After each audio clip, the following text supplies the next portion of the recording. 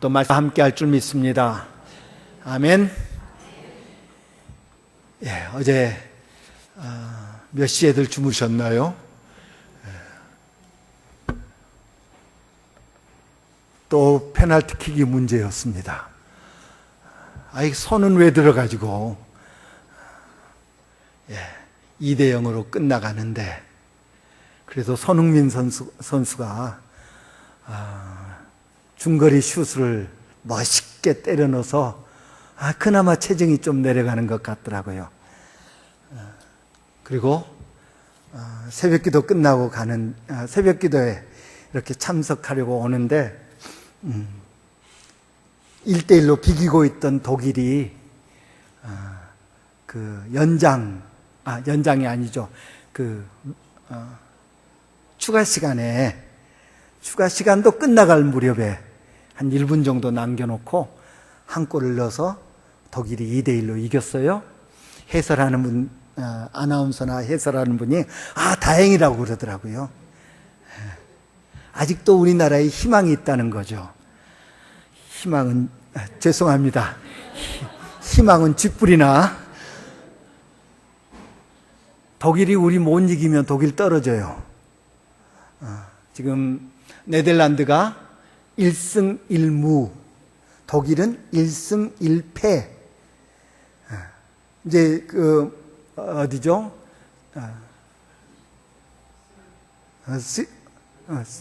스웨덴이 1승 1무. 그리고 멕시코는 2승으로 이미 이제 올라가는 게 결정이 됐죠. 그래서 독일이 지금 피파 세계 랭킹 1위거든요. 그런데 우리 이기려고 죽기 살기로 덤벼들 텐데, 희망은 아무튼 희망은 모르죠. 또 모릅니다. 공은 둥글다고 그러기는 합니다만은, 월드컵이 사람을 웃겼다 울렸다 그럽니다. 우리나라는 저 추첨할 때 이미 틀렸다. 많은 사람들이 아이고 우리 틀렸다.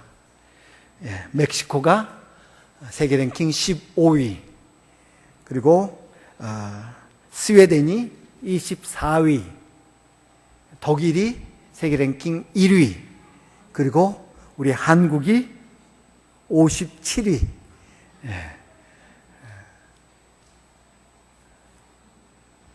우리 아마 16강에 올라가기 아마 힘들 것 같습니다.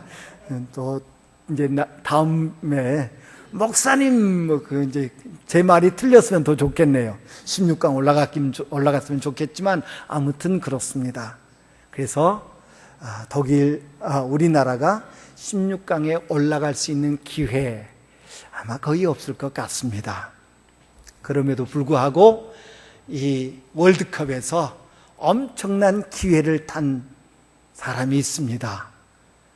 조현우 선수. 누군지 잘 모르시는구나. 골키퍼. 골키퍼가 스웨덴전에서 워낙 선방을 많이 해가지고요. 영국 사람들이 맨체스터에 저 사람 데려와야 된다. 뭐 어디 팀 선수 팬들이 저 선수 우리 팀에 영입해야 된다고 지금 난리랍니다. 현재까지 러시아 월드컵에서 골키퍼 중에 랭킹 1위 조현우 선수랍니다. 그래서 아마 이 월드컵 끝나고 나면 거금을 받고 그 외국 팀에 이렇게 영입되지 않을까 싶습니다.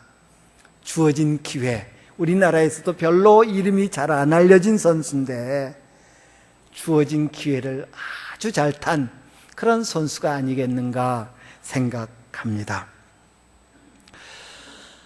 2016년 12월 9일 오후 4시 10분 대한민국 국회에서 박근혜 대통령 탄핵소추안이 가결되었습니다. 노무현 대통령에 이어서 두 번째 일이었습니다. 그리고 2017년 3월 10일 헌법재판소 재판관 8명 전원 일치로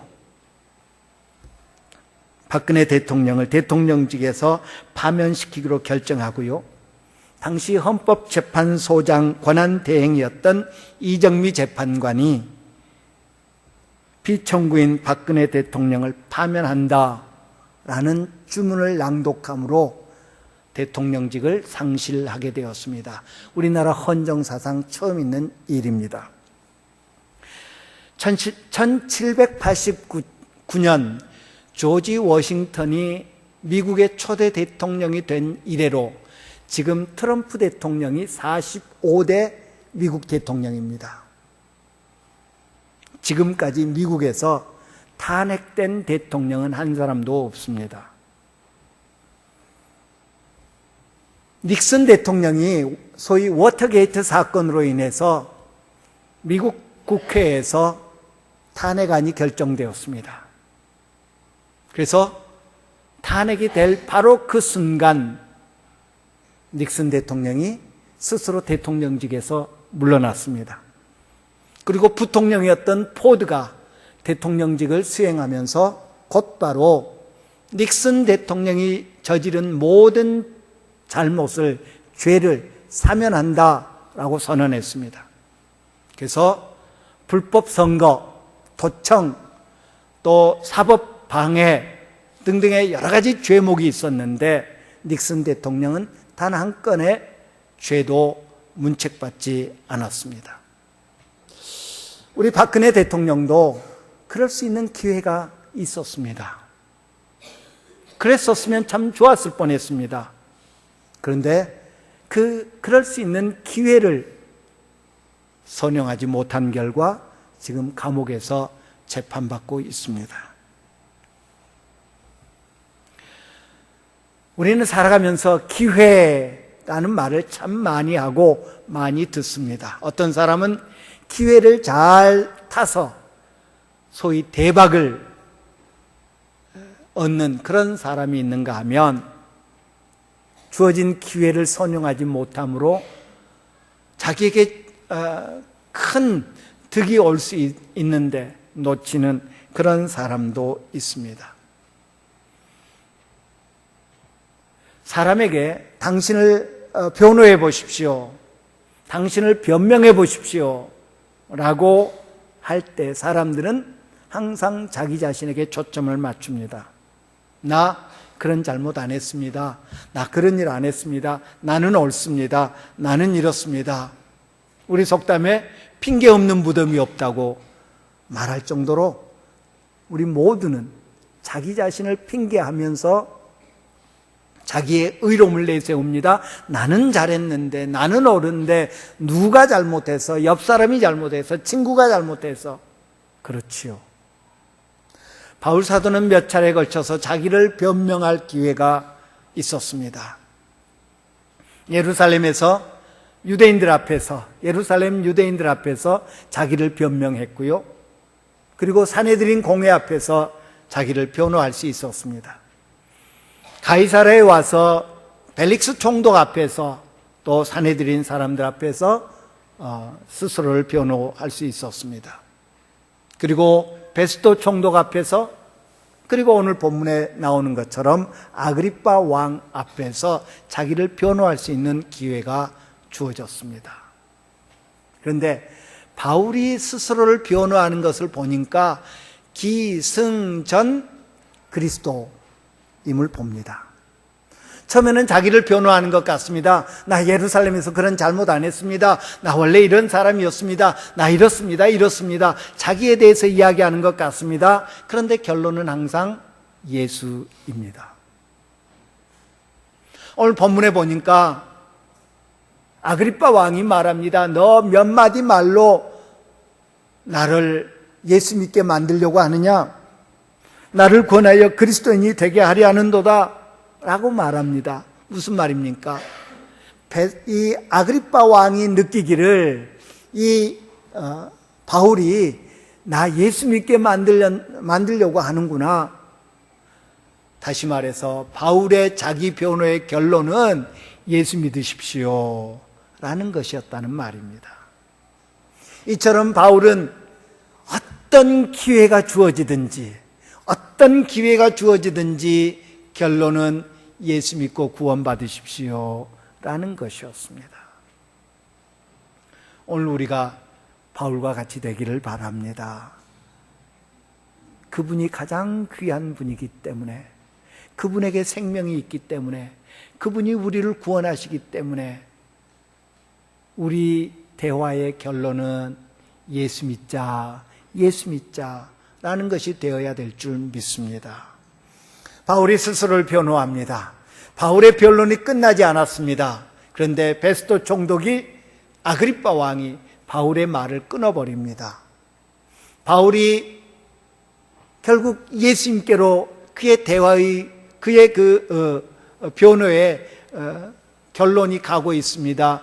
그것을 안 베스도가 오늘 본문에 보면 소리 높여서 그의 말을 끊고 있는 것을 봅니다. 베스도는 베스도대로 목적이 있어서 이 청문회를 개최하고 있습니다. 아그리빠 왕은 아그리빠 왕대로 목적이 있어서 이 청문회를 참여하고 있습니다. 베스도는 바울이 이제 가이사에게 상소를 했죠. 이 바울은 지금 범죄 혐의자로 로마에 가서 재판을 받아야 합니다. 범죄 혐의자로 로마에 가서 재판을 받기 때문에 이 사람에 대해서 어떤 고발장을 함께 보내야 되는데, 이 사람의 혐의에 대해서 뭔가 함께 보내야 되는데, 소장을 함께 보내야 되는데 뭐라고 보내는 게 좋을까? 아직 판단이 서지 않았습니다. 그래서 바울을 불러서 한번 너 스스로에 대해서 이야기해봐라 라고 말했습니다. 아그리빠 왕은 아그리빠 왕대로 예수에 대한 이야기, 사도들이 예수를 전한다는 이야기, 예수의 도가 세상으로 퍼져나간다는 이야기 들어왔습니다. 그런데 마침 바울이 여기 갇혀있다는 이야기를 듣고 직접 들어보고 싶습니다. 나 그 사람의 말 좀 들어보고 싶습니다 해서 지금 이 청문회가 개최되었습니다. 그런데 한참 그 바울의 말을 듣던 베스도가 먼저 반응합니다. 24절에 보니까 바울이 이같이 변명하며 베스도가 크게 소리내어 이르되 바울아 내가 미쳤도다. 내 많은 학문이 너를 미치게 한다 라고 말합니다. 바울의 이 베스도의 반응에 대해서 우리는 두 가지를 생각해 볼 필요가 있습니다. 첫째는 그가 소리를 내어 라고, 크게 소리 내어 라고 말합니다. 다른 말로 하면 소리를 질렀다는 말입니다.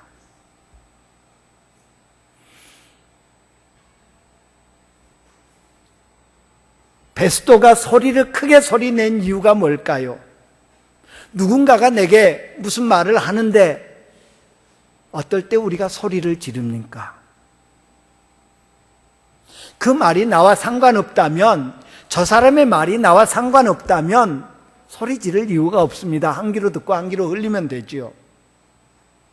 그 사람이 그 사람의 말이 내게 영향을 끼치지 않았다면 이렇게 반응하지 않습니다.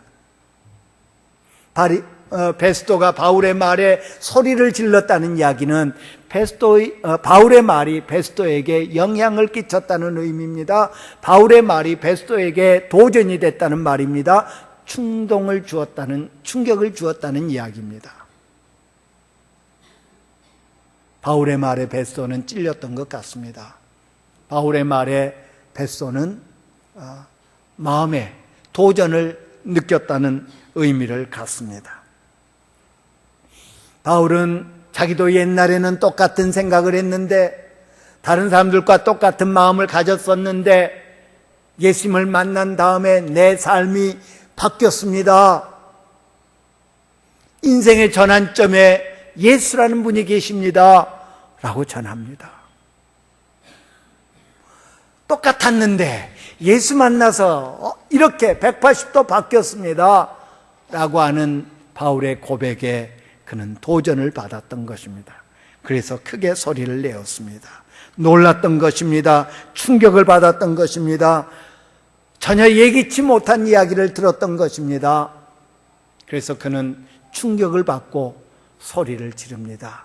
그러면서 더 이상 바울이 말을 진행하지 못하도록 막고 있는 것을 봅니다. 그러면서 그는 말합니다. 바울아, 내가 미쳤도다. 내 많은 학문이 너를 미치게 한다고 말합니다. 미치다라는 말을 사전에서 찾아보니까 정신에 이상이 생겨 말과 행동이 보통 사람과 다르게 되다, 혹은 상식에 벗어나는 행동을 하다라는 뜻을 갖는다고 합니다. 무슨 말입니까?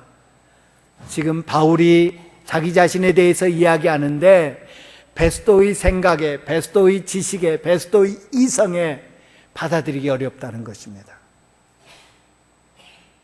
바울의 말이 베스도의 그 이성으로는 받아들일 수 없는 그런 말이었다는 것입니다. 그렇다면 바울이 정말 미쳐가지고 정신이 나가서 횡설수설했다는 말입니까? 아니었습니다. 오늘 본문에 보니까 너 미쳤구나. 너의 많은 학문이 너를 미치게 만들었구나 라고 말합니다. 베스도는 바울 사도가 공부 많이 한 사람이라는 것을 인정하고 있습니다. 물론 바울에 대해서 들었을 수 있습니다. 바울이 여차저차 옛날에 이렇게 살아왔고 가말리엘 문화에서 많은 공부를 했고 라는 정보를 들었을 수 있습니다. 뿐만 아니라 바울이 말하는 것을 통해서 이 사람은 공부를 많이 한 사람이구나 알았을 것입니다. 실제로 성경학자들은 신약 성경에 나오는 바울 서신을 이렇게 분석하면서 바울이 쓴 헬라어 어휘는 매우 고급스러운 어휘라고 합니다. 그 당시에 많은 공부를 한 사람들이 쓸 수 있는 그런 고급스러운 그 헬라어 단어들을 그는 사용했기 때문에 미루어 짐작컨대 베스도는 정보를 통해서든 바울이 지금 논리적으로, 체계적으로, 그리고 고급스러운 언어를 통해서 자기 자신을 변호하는 모습을 보면서 너 공부 많이 한 사람이지 공부를 너무 많이 해서 이상한 도에 빠졌구나, 이상한 것에 빠졌구나 라는 그런 의미로 이런 말을 하고 있는 것입니다. 베스도가 바울을 미쳤다고 한 것은 전적으로 주관적인 생각입니다.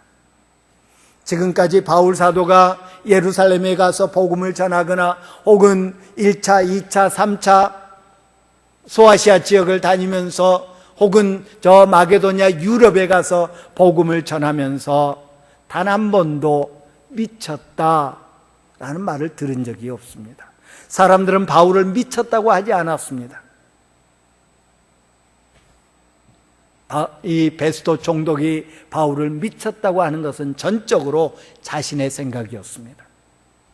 자신의 지식, 자신의 경험, 자신의 판단, 자신의 이성에 따라서 바울을 미쳤다고 분류하는 것이었습니다. 사람들은 내 생각과 다를 때, 내 판단과 다를 때, 내 이성으로 받아들이기 어려운 것들을 보고 들을 때 미쳤다라고 말합니다. 사도행전 2장에 보면 성도들이 함께 모여서 오순절날 기도할 때에 성령이 충만하게 임합니다. 그리고 그 결과로 성령이 말하게 하심을 따라 다른 언어들로 말하기를 시작했다고 기록하고 있습니다. 그때에 예루살렘에 모여 있었던 유대인들이 그 모습을 보면서 6절에 보니까 소동했고 12절에 보니까 당황했다고 그랬습니다. 13절에 보면 저 사람들이 낮술에 취해가지고 저 횡설수설한다, 이상한 말한다 라고 그렇게 판단했다고 말합니다. 왜? 내가 모르니까, 내가 경험해 본 것이 아니니까, 일반적으로 사람들의 이성에 어긋난 것이었으니까요. 예수님을 만나기 이전 바울 모습도 그러했습니다. 우리가 이미 살펴본 것처럼 바울이 예수 믿는 사람들을 핍박했습니다. 예수 믿는 사람은 죽어 마땅하다고 가편투표를 하기도 했습니다. 예수 믿는 사람들을 핍박했습니다. 무엇에 근거했어요? 자기 생각에 근거해서 스스로 생각하기를 9절에서 말씀하고 있는 것을 봅니다. 지난날의 그의 행동의 근거는 그의 생각이었습니다. 그가 배운 지식이었습니다. 그러나 그는 예수님을 만난 다음에 자기의 생각이 얼마나 어리석었던가를 깨닫게 됩니다. 그래서 지난날 자기가 그렇게 귀하게 여겼던 가치관들을 배설물이라고 묘사합니다. 고린도전서 1장에서 바울 사도는 고백합니다. 하나님의 지혜에 있어서는 이 세상이 자기 지혜로 하나님을 알지 못하므로 하나님께서 전도에 미련한 것으로 믿는 자들을 구원하기를 기뻐하셨도다. 전도, 복음 전하는 것이 사람들에게는 미련하게 보이지만 그것이 하나님의 구원이다 라고 고백합니다. 우리는 십자가에 못 박힌 그리스도를 전하니 유대인에게는 거리끼는 것이요 이방인에게는 미련한 것이로되. 지금 베스도 총독은 바울이 하는 이야기가 미련한 것으로 보입니다. 어리석은 것으로 보입니다. 미친 사람이나 하는 이야기로 들려집니다. 하지만 우리가 어떻게 하나님의 하시는 일을 판단할 수 있겠습니까? 하나님이 하시는 일을 다 알아차릴 수 있겠습니까? 모세는 고백하기를 여호와여 신중에 주와 같은 자가 누구니이까? 주와 같이 거룩함으로 영광스러우며 찬송할 만한 위엄이 있으며 기이한 일을 행할 자 누구입니까? 라고 말합니다. 하나님처럼 신비롭게 일하시는 분 없습니다. 그런 말입니다. 욥의 친구 엘리바스는 하나님은 헤아릴 수 없이 큰 일을 행하시며 기이한 일을 셀 수 없이 행하신다. 그러니 하나님이 하시는 일 다 안다고 이야기하지 말아라 라는 말입니다. 아삽은 그의 시를 통해서 주는 기이한 일을 행하시는 하나님이시라 고백하였습니다. 다윗 역시 무릇 주는 위대하사 기이한 일을 행하시오니 주만이 하나님이십니다 라고 고백합니다. 그렇습니다. 우리 하나님은 우리가 이성으로, 우리가 지식으로, 우리가 경험으로 판단할 수 없는 놀라운 일을 행하시는 분입니다. 따라서 우리는 우리의 지식으로, 우리의 경험으로, 우리의 이성으로 하나님을 제한해서는 안 될 것입니다. 하나님은 우리가 상상도 못할 일을 하실 수 있는 분이라는 사실을 인정하여야 할 것입니다. 바울의 메시지에 또 다른 반응을 보인 또 다른 사람은 아그리빠 왕이었습니다. 우리 지난 시간에 살펴본 것처럼 아그리빠 왕은 유대인입니다.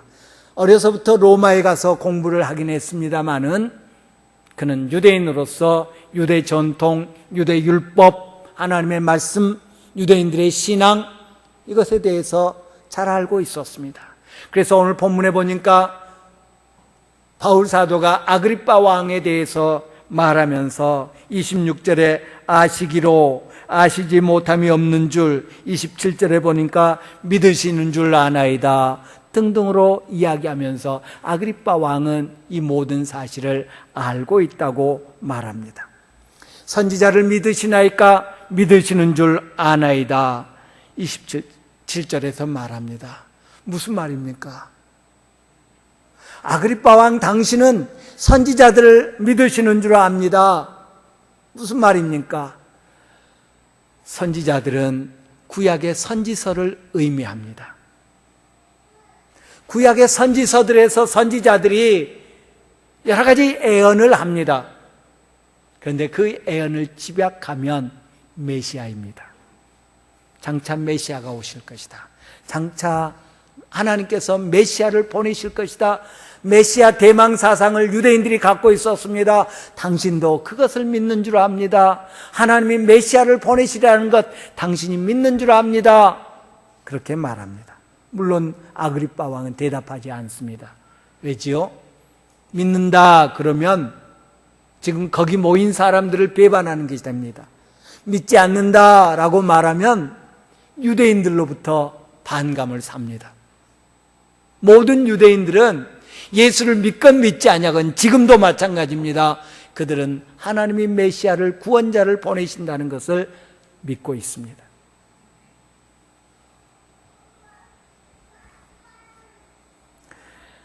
그럼에도 불구하고 아그리빠의 문제는 무엇이었습니까?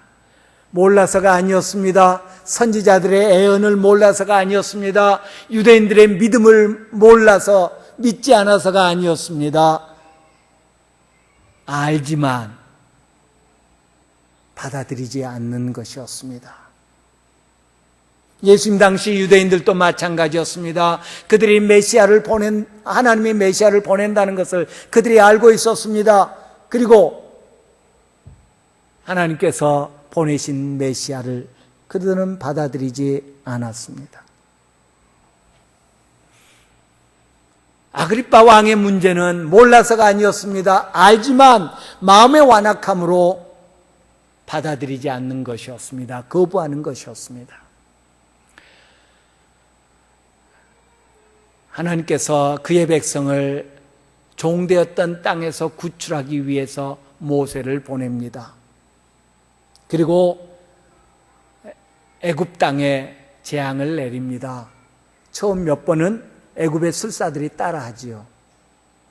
그런데 이내 그 술사들이 고백합니다. 이건 사람의 능력이 아닙니다. 이건 사람이 하는 거 아닙니다. 이건 속임수가 아닙니다. 이거는 신만이 하실 수 있는 일입니다. 라고 고백합니다.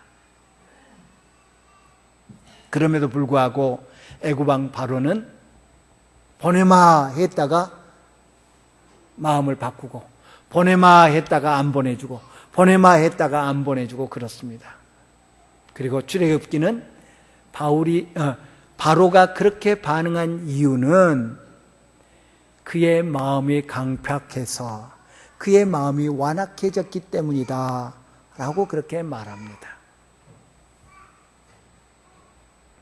로마서 1장 21절에서 바울은 말합니다. 우리 인간들의 죄에 대해서 이야기하면서 하나님을 알되 하나님을 영화롭게도 아니하며 감사하지도 아니하고 오히려 그 생각이 허망하여지며 미련한 마음이 어두워졌나니, 하나님을 몰라서가 아니라 알되 받아들이지 않는 죄가 우리 모든 인생들에게 있다라고 말합니다. 하나님의 신성과 하나님의 능력이 하나님이 만드신 이 세상에 들어있어서 조금만 살펴보면 하나님이 하시는구나, 하나님이 역사하시는구나, 하나님 살아계시는구나 알 수 있는데 마음이 완악해져 가지고 그것을 받아들이지 않더라는 것입니다. 데살로니가전서 5장 19절은 성령을 소멸하지 말라라고 우리에게 분부합니다. 우리의 마음을 완악하게 만들지 말아라는 말입니다. 성령께서 우리 마음속에 역사하실 때, 성령께서 우리 심령 속에 속삭이실 때 애써 무시해버리지 말아라 라는 말입니다. 우리의 마음을 성령께서 늘 갈아엎어 주시도록 우리는 늘 기도해야 될 줄 압니다. 그렇지 않으면 아그리빠 왕같이 됩니다. 바로 왕같이 됩니다. 우리의 마음이 하나님께 늘 열려 있도록, 하나님의 말씀이 우리 마음밭에 뿌려져서 열매 맺게 하기 위해서는 옥토가 되어야 되는데, 옥토는 저절로 되는 게 아니지 않습니까? 타고나는 게 아니지 않습니까? 갈아엎어야지요. 성령님, 내 마음밭을 갈아엎어 주십시오. 우린 늘 기도할 때 이 아그리빠 왕 같은 반응을 보이지 않을 줄 압니다. 내가 적은 말로 나를 권하여 그리스도인이 되게 하려 하는도다 라고 말하면서 바울의 질문을 회피합니다. 그 몇 마디 한다고 내가 넘어갈 줄 알아? 조롱하는 말입니다. 비꼬는 말입니다. 너 그 짧은 시간에 나를 설득해서 예수 믿게 만들 줄 알아? 비꼬는 말입니다. 아그리빠 왕이 알면서도 적극적으로 부인하는 이유가 뭘까요? 그의 자리 때문에, 그의 지위 때문에, 그의 명성 때문에, 그가 지금까지 배워온 어떤 학문 때문에, 모두 다 자기 때문이었습니다.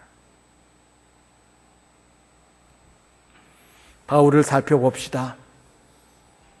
베스도가 미쳤다라고 해도 개의치 않습니다. 아그리빠 왕이 조롱하는 말을 해도 개의치 않습니다. 오직 한 가지, 여러분들도 나처럼 되기를 원합니다. 여기 모든 사람들이 이 쇠사슬의 메인 이 형편 말고는 나처럼 되기를 원합니다. 나처럼 예수 믿기를 원합니다. 라고 말하는 것을 봅니다. 아그리빠 왕은 바울에게 적은 말로 자기를 설득하려 했다고 말합니다. 그 정도의 말로는 자기를 설득할 수 없다고 말합니다. 우리는 많은 말을 하여야 누군가를 설득할 수 있다고 생각합니다. 솔로몬은 우매한 자는 말을 많이 하거니와 라고 말했습니다. 복음은, 하나님의 말씀은 능력입니다. 말이 많건 말이 적건 상관없이 복음은 능력인 줄 믿습니다. 바울 사도는 이 사실을 체험했습니다. 복음은 말의 많음에 있지 않다는 것을 체험했습니다. 다메섹으로 가던 바울 사도를 예수님이 만나 주셨습니다. 예수님이 만나 주셔서 1시간 동안 바울을 설득했더라, 2시간 동안 설득했더라. 아니었습니다. 많은 말로 바울을 설득하지 아니했습니다. 사울아, 사울아, 누구십니까? 내가 핍박하는 예수다.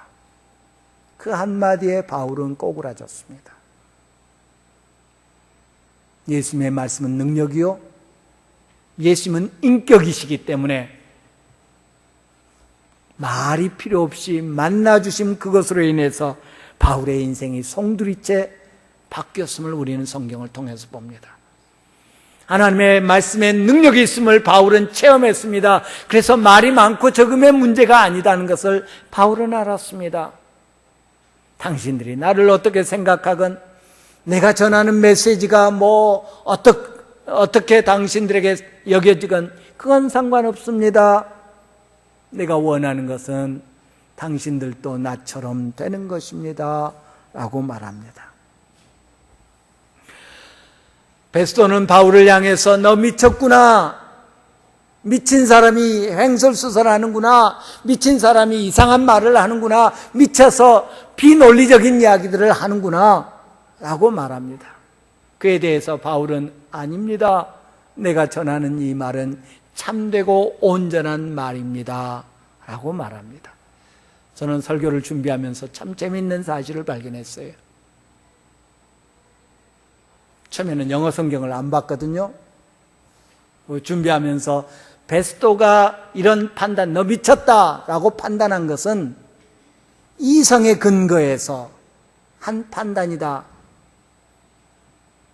이성을 영어로 reason이라고 그러거든요. reason.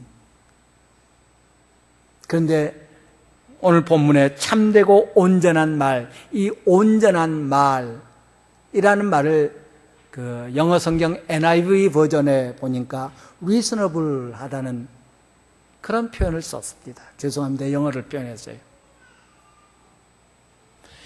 이성의 근거에서 너 미쳤구나 했는데 바울은 내가 전한 이 말은 이성적인 말입니다. 이성에 합당한 말입니다.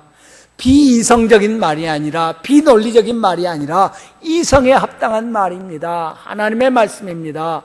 라고 고백하고 있는 것을 봅니다. 바울에게 있어서 말이 많고 적음은 중요하지 않았습니다. 그의 관심은 여러분들도 나처럼 되는 것입니다. 영혼 구원이었습니다. 여러분들도 나처럼 예수 믿는 것입니다. 여러분도 나처럼 죄사함의 은총을 받는 것입니다. 여러분도 나처럼 하나님으로부터 의롭다함을 받는 것입니다. 여러분도 나처럼 생명을 영생을 얻는 것입니다. 라고 고백합니다. 우리 모두가 우리 주변 사람들에게 이 고백할 수 있기를 간절히 축원합니다. 나의 친구여 내 말 들어보렴. 복음성가에 그런 찬양이 있습니다. 그 찬양의 끝은 너도 나처럼 우리 주변 모두에게 아직 예수를 알지 못하는 사람들에게 예수님의 구원의 은총을 체험해 보지 못한 사람들에게 그래서 미쳤다. 저 미친 소리야. 어떻게 그런 일이 있을 수 있어? 어떻게 그런 말을 할 수 있어? 라고 말하는 사람들에게 너도 나처럼 되기를 원한다. 너도 나처럼 되기를 원한다. 고백하는 우리 모두가 되기를 간절히 바랍니다. 이 사람들은 이제 거기서 끝냅니다. 더 이상 듣고 싶지 않아 합니다. 청문회를 마치고 이들이 이야기합니다. 아그리빠 왕이 말합니다. 이 사람이 가이사에게 상소하지 않았더라면 풀려날 뻔했구나. 여러분들도 나처럼 되시기를 원합니다. 라고 고백했던 바울 사도는 그 자리에 있었던 그 청문회 자리에 참석했던 사람들뿐만 아니라 그가 만날 수 있는 모든 사람들이 자기처럼 되기를 원하셨습니다. 그래서 그는 기꺼이 로마로 갑니다. 로마서에 보니까 내가 여러 번 로마에 가려고 했는데 길이 막혔구나. 내가 가면 내가 받은 은혜를, 내가 받은 은사를 너희에게 나눠주고 싶은데 라고 고백합니다. 그가 받은 하나님의 은혜를 로마에 있는 사람들에게도 나눠주기를 원했습니다. 로마에 있는 사람들도 나처럼 되기를 원한다는 그런 강한 마음을 바울은 갖고 있었습니다. 여러분들도 나처럼 되기를 원합니다. 그런 마음에, 그런 구령의 열정에 사로잡혔던 바울은 기꺼이 죄수의 몸으로까지 로마로 향하고 있는 것을 봅니다. 가이사에게 상소 안 했으면 풀려날 뻔했던 그런 사람인데 기꺼이 가이사에게 상소해서 로마로 갑니다. 뭐 하기 위해서요? 로마 사람들도 자기처럼 되도록 돕기 위해서.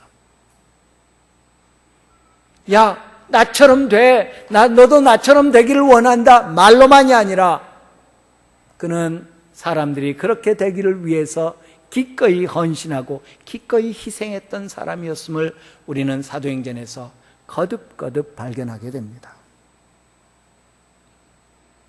우리 모두 이렇게 되기를 바랍니다. 우리 자녀들에게 아빠처럼 되라, 엄마처럼 되라.